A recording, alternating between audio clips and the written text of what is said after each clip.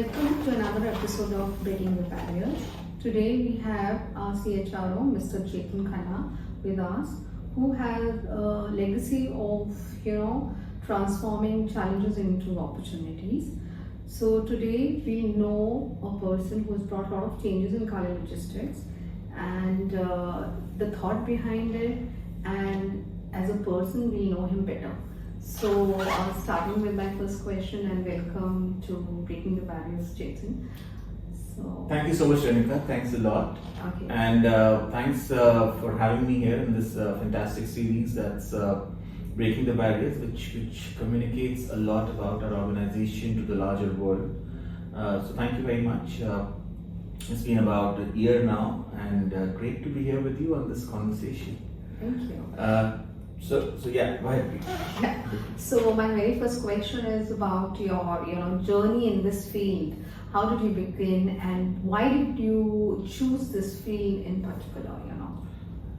So as I go back almost about, my experience goes back about 2.5 decades in HR almost, right? So when we started, I think it was we were all trying to get to know what we want to do, but yeah, what was important and what was critical to my journey is that I was always at the forefront of managing large scale activities at my school, college and graduation levels. And what really interested me was the people aspects and how enables them what enables them to thrive. Over the years, I worked across industries, whether it is on the life sciences side, whether it is on technology side, professional services side, education side, and now across in logistics solutions side. And always, the belief has only strengthened that the people strategy is really inseparable from the business strategy. What inspired me then when I was choosing this line still really drives me today. That is the opportunity to influence the organizational growth by helping individual growth. So that's pretty much in summary what I think is has been my 2 cents on why HR and where it is for me today. So basically, you wanted to make this world a better place, I guess. Absolutely, by making and helping people achieve where they want to be. Yeah, and sometimes people don't know what they actually are capable of. So if there is someone who can guide, who can help them to flourish, I think that's a very noble profession in itself. Absolutely. Yeah. And HR, I think, is a lot about passion. It's not just another profession where you are doing a job to pay your bills. No, it's not. It's a lot more than that, because a lot of careers, a lot of growth, a lot of directions reside on, and what HR used to be at one point of time, I've seen that journey change. Today it is as centered a profession as any other core function of an organization. Rather, it is more central than anything else, and than it ever was, actually speaking, for that matter. Okay. I'm sure you are inspiring a lot of people to join into this line and make a difference, Yeah. So my going ahead, I'd like to ask you is like your values and how your values are, mingled with Kale's values and mission. So how do you see that, For me, if you look at it, the alignment begins with clarity and purpose.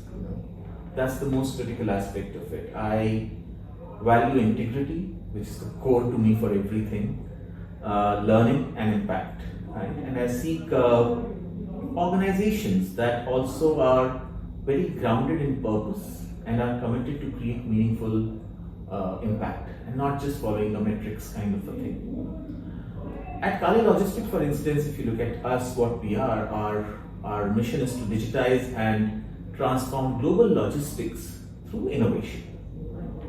And that really resonates with me, because I am looking, or my passion is to build future-ready workforces and scalable human-centered systems, which really align to the mission that we are following up. I'm ensuring that our alignment is not only on what we do in this whole thing, which is what we do is hire, we will do performance management, we do policy management, we do aspects like that, but it is not just about the what, it is about the how as well in that process, right? So transparency, inclusivity, and creating long-term value becomes a core of what I would like to do, and that really is what we are trying to do at Kale Logistics as well. Yeah, definitely. Going further, I would like to know a little about your leadership. How do you see yourself? What kind of how do you place yourself as a leader with your team, and how you influence them to give their best? So how do you see yourself in that?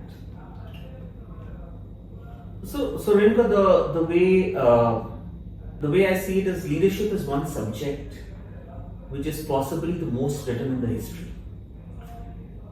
And the way I also look at it is, it's still one of the least understood subjects. Yes, exactly. So I'm on my journey. I think I'm in the making. It's not something that I've arrived, and my sense is leadership is something always in the making.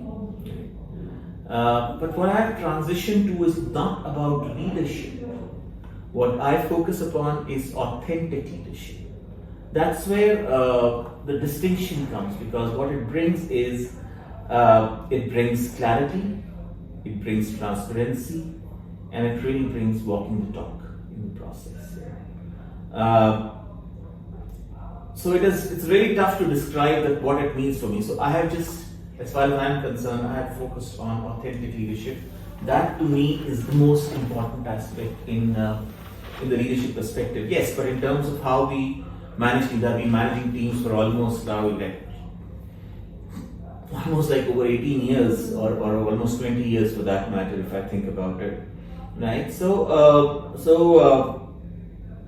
I do believe in giving space to lead, space to experiment, space to grow with the right mix of challenge and support. Right? That's how I see myself in terms of managing my teams. And again, authenticity is always the core of everything. I do believe in clarity, setting clear expectations. And one thing that I think is what we always end up missing is listening. Mm-hmm. So for me, listening, coaching, and one of the most critical aspects for any leader is removing the roadblocks. Mm-hmm. That's what my job is, and that is what really helped me in creating very high performing teams which are agile, which are focused, which have a sense of ownership, and these are teams which have not just delivered to their goals, but they have also delivered to the organizational vision as such. So I'm glad to have been in on those sides where I have managed and enabled some of the fantastic teams and have also helped organizations grow. So I'm just taking it a little further. I would like to ask is that that is this thing that you are a fantastic leader, but in your teams, what do you want? What is it that you see in a person to? Because even if you're a very good leader or if you're a very good mentor also, but the other person has to be that perceptive also. So what do you see when you are having a person under you and all? What are the qualities that you're looking for in that person to mentor him or to lead the team? I only look at two things, honestly speaking, and that pretty much covers everything. Mm-hmm. Those two things are capability and intent. Mm-hmm. Yeah. And it has to be a balanced aspect, but what is important to note is that I can live with 30% capability and 70% intent. Intent is very. But I cannot do the reverse, because capability is something that I can build. Intent is not something that I can create. Yes. So my first thing is, what is the intent of of the individual that we are talking about. Where is the person coming from? Is this person really in the zone of, learning, growing, delivering, has the right intent? So for me, it's that 70-30 principle that is there. That's very nice. I think HR's biggest challenge and at the same time, very fulfilling job is to make the employees satisfied and happy in their space. I think that's the biggest job that HR has to do. So, how do you understand the expectations of the people who are working with you or for you? So, how do you do that? Because I think we don't have a magic wand. There are certain ways to do it. Sure. So I think first of all, I would say that it is not a question about happy or satisfied. It's a question of engaged workforce, and that's the crux of the whole thing. And when we talk about engaged workforce, we are talking about methods which will qualitatively give us insights, and there are quantitative methods as well. As you know, recently we concluded an engagement survey, a pretty renowned global tool which we implemented across the organization.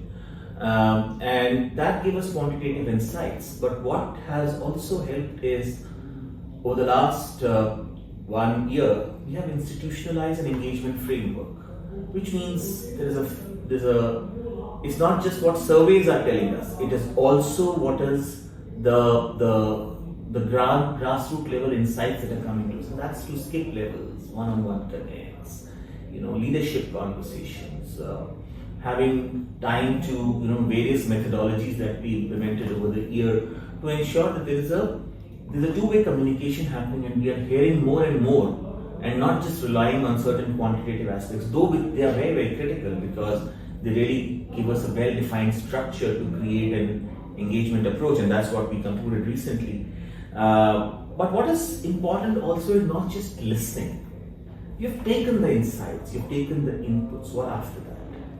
Right? So it's about acting on those insights. So if you see what we have delivered over the last couple of months is about working on rewards and recognition frameworks. We have ensured that there are career conversations that have started. We've started having management and the colleague connect that we've started having. We've ensured that there is enough and more of communication and understanding on the performance management aspects of it. We've ensured that we are hearing on what we can add in terms of, how we can make our compensation structures, our variable structures, our salary structures more competitive and more market aligned. How are we improving some of the most basic policies like flexibility in terms of how we work and how we operate are certain things that we have tried to accommodate. We have tried to also ensure that we are spreading our wings, right? Wherever it is possible to get the talent, wherever we have an opportunity to enhance our wings. We recently opened our new center at Pune, which gives us an opportunity of people who are based out of Pune location, who have been working from remote location for a long time, have an opportunity to come to the offices with the new place that we have opened, and that obviously it's a strategic shift while we are having our people coming back and having an environment where they're interacting with their colleagues, and there is more amount of connect with the larger organization which is happening. But at the same point of time, it gives us an access to the larger talent pool and the larger tech talent in the Pune market, which is always higher, as we've seen the kind of the concentration that does exist. So all of this has come from hearing, and just that time, it's the action also that we have been trying to do. So hear, measure, and act is the mantra for it, because anything you hear or any strategy that you do or anything that you're hearing is futile if you are not focused on execution part of it. Exactly. That's very important. So we, I think, had a very in-depth talk. So let's lighten it up. I think your day is like this most of the time.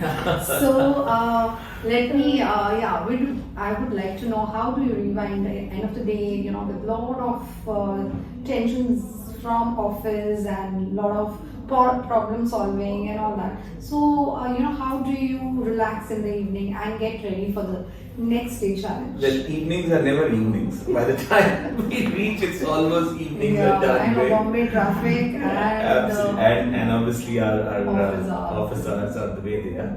But okay, that's. I mean, the question is, if you're enjoying it, it really doesn't matter. Yes. So I think the most important part is during the weekdays. It's about spending time with the family. That's what it is. Of course, over the weekends you have your friends. You have spend some time reading, spend some time listening music and stuff like that, and just step out over the weekends. But I think on an everyday basis, what gives me what is critical is that I give about 15 minutes in terms of what was done, what could have been done better, and how could we have done things differently. A reflection of the day. That's the important part of it that I try to do, and do a bit of thinking in terms of what can be done differently. Because every day you have to come back the next day. Exactly. And you have to come back with energy. As a leader, you cannot have a situation where the shoulders are slouching and you are not coming up with the energy that is required, because people around you are noticing. Absolutely. And therefore, every day you have to think in terms of what you have done, what you could have done better, and come back the next day with all the energy that's there and show up. And do better. And do better. That's the way it is, right? And that's really what helps out. So that's how the unwinding and coming back and showing up again is all about. I think that's fantastic. We all need that, showing up. Showing up. Yeah. So this is all we have for today, and thank you so much.